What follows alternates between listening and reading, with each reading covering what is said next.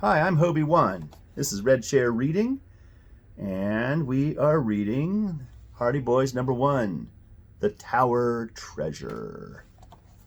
Chapter 10, A Sleuthing Trip.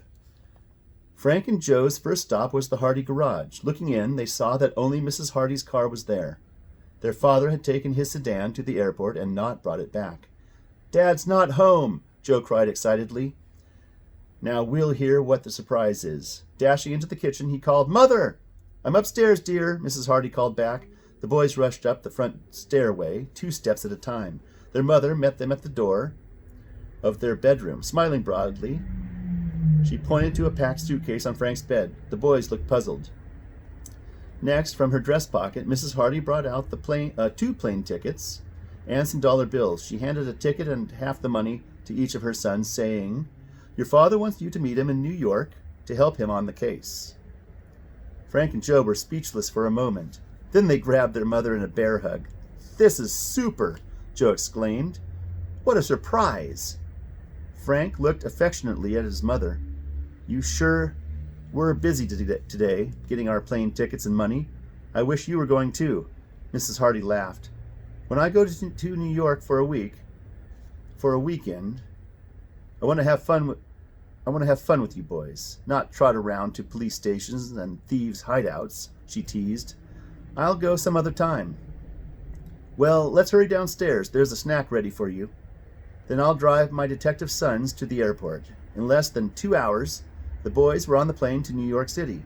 Upon landing there, they were met by Mr. Hardy. He took them to his hotel, where he had engaged an adjoining room for them.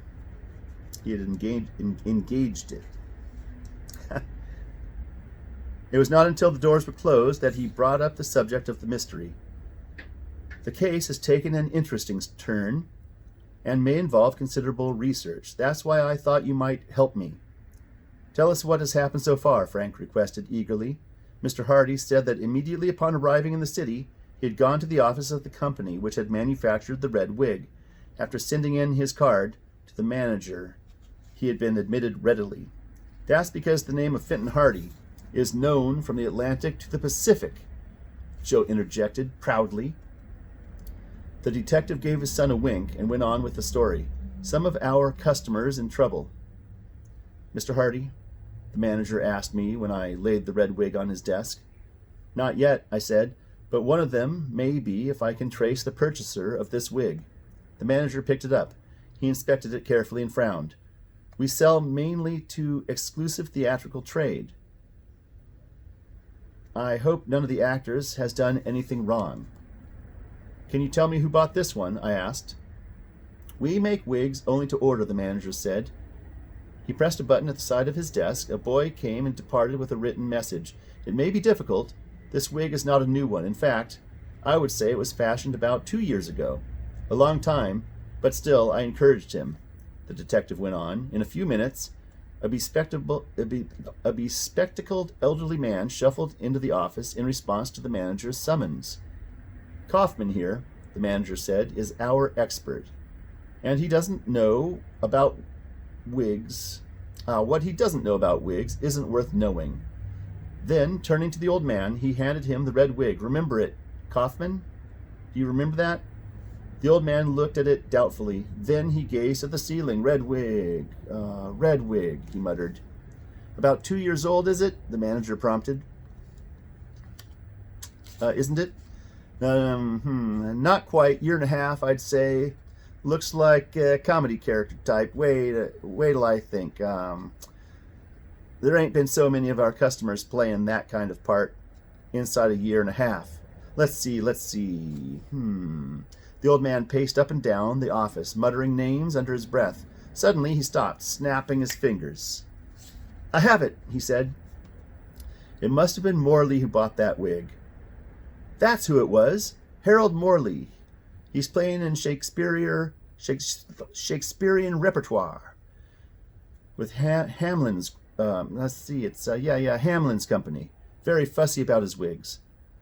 Has to have them just so. I remember he bought this one because he came in here about a month ago and ordered another one just like it." "Why would he do that?" I asked him. Kaufman shrugged his shoulders. Ain't none of my business. Lots of actors keep a double set of wigs. Morley's playing down at the Crescent Theater right now. Call him up. I'll go and see him, I told the men. And that's just what we'll do, Frank and Joe said after a bite. And that's just what we'll do, Frank and Joe, after a bite of supper. They're going to go down together. Cool. You don't think this actor is the thief, do you? Frank asked in amazement. How could he have gone back and forth to Bayport so quickly? And isn't he playing here in town every night? Mr. Hardy admitted that he too was puzzled. He was certain Morley was not the man who had worn the wig on the day the jalopy was stolen, for the Shakespearean Company had been playing a 3 weeks run in New York. It was improbable, in any case, that the actor was a thief. The three Hardys arrived at Mr. Morley's dressing room half an hour before curtain time. Mr. Hardy presented his card to a suspicious doorman at the Crescent, and he and his sons were finally admitted backstage and shown down a brilliantly lighted corridor to the dressing room of Harold Morley. It was a snug place, with pictures on the walls, a potted plant in the window overlooking the alleyway, and a rug on the floor. Seated before a mirror with electric lights at either side was a stout little man, almost totally bald. He was diligently rubbing creamy stage makeup on his face. He did not turn around, but eyed his visitors in the mirror, casually telling them to sit down. Mr. Hardy took the only chair. The boys squatted on the floor. Often heard of you, Mr. Hardy, the actor said in a surprisingly deep voice that had a comical effect in contrast to his diminutive appearance. Glad to meet you. What kind of call is this? Social or professional? Professional. Morley continued rubbing the makeup on his jowls.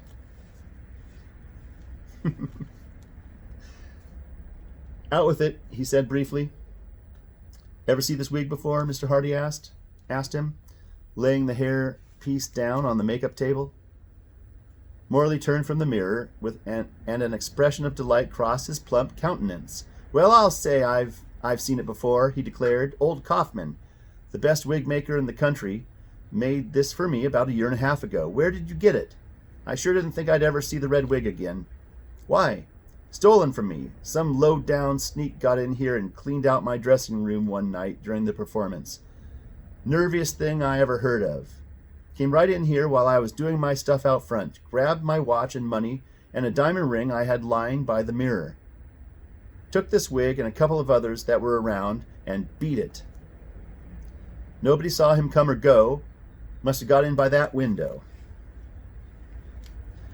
Morley talked in short, rapid sentences, and there was no mistaking his sincerity. All the wigs were red, he stated. I didn't worry much about the other wigs because they were for old plays, but this one was being used right along. Kaufman made it specially for me. I had to get him to make another. But say, where did you find it? Oh, my son's located it during some detective work we're on. The crook left this behind. I was trying to trace him by it. Morley did not inquire further. That's all the help I can give you, he said. The police never did learn who cleaned out my dressing room. Too bad. Well, I'll probably get him some other way. Give me a list of and description of the articles he took from you. Probably I can trace him through that. Glad to, said Morley. He reached into a drawer and drew out a sheaf of paper which he handed to the detective. That's the same list I gave the police when I reported the robbery. Number of the watch and everything. I didn't bother to mention the wigs. Figured they wouldn't be in any condition to wear if I did get them back. Mr. Hardy folded the list and put it in his pocket. Morley glanced at his watch. Lying face up beside the mirror, and, it's over there, and gave an exclamation. Suffering Sebastopol. Curtain in 5 minutes, and I'm not half made up yet. Excuse me, folks, but I've got to get on my horse. In this business, I'll be ready in a minute. Doesn't go. He seized a stick of grease paint and feverishly resumed the task of altering his appearance to that of the character he was portraying in that evening's performance. Mr. Hardy and his sons left. They made their way out to the street. Not much luck there, Frank commented, except through Mr. Morley's stolen jewelry. His father reminded him, "If that's located in a pawn shop, it may lead to the thief. Well, boys, would you like to go into the theater via the front entrance and see the show?" "Yes, Dad," the brothers replied, and Joe added, "Tomorrow, we'll try to find out the name and address of the thief through his coat and hat." "Right," the detective said. The Hardys enjoyed the performance of The Merchant of Venice with Mr. Morley as Launcelot Gobbo, and laughed hilariously at his comedy and gestures. Launcelot Gobbo. The next morning, the detective and his sons visited the store from which the thief's jacket and hat had been purchased. They were told that the styles were 3 years out of date, and there was no way to tell who had bought them. The articles, the head of the men's suit department suggested, may have been picked up more recently at a second-hand clothing store. The Hardys thanked him and left. "All this trip for nothing," Joe gave a sigh. "Oh, man." His father laid a hand on the boy's shoulder. "A good detective," he said, "never sighs with discouragement, nor becomes impatient. It took years of persistence to solve some famous cases." He suggested that their next effort be devoted to doing some research in the city's police files. Since Mr. Hardy had formerly been a member of the New York City Detective Force, he was permitted to search the records at any time. Frank and Joe accompanied him to headquarters, and the work began. First, a rundown on any known New York criminals who used disguises. Of these men, the Hardys took the reports on the ones who were thin and of medium height. Next came a check by telephone on the whereabouts of these people. All could be accounted for as working some distance from Bayport at the time of the thefts, with one exception. "I'll bet he's our man," Frank exclaimed, "but where is he now?" That is the end of Chapter 10. Click the button over there for the next video, and this one down here. If you'd like to subscribe, I'd really dig it. See you soon.